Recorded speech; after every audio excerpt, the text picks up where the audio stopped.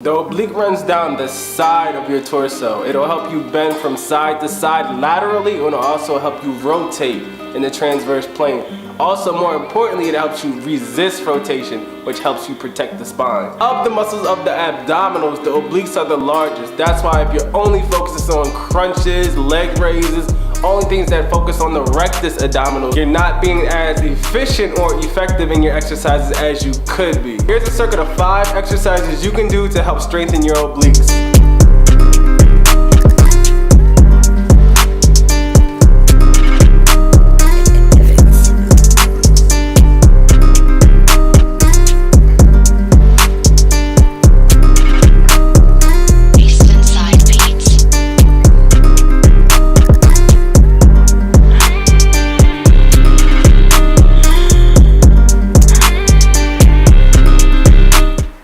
As always, if you like this video, make sure you like, subscribe, and share. Drop a comment. Let me know what you want to see next.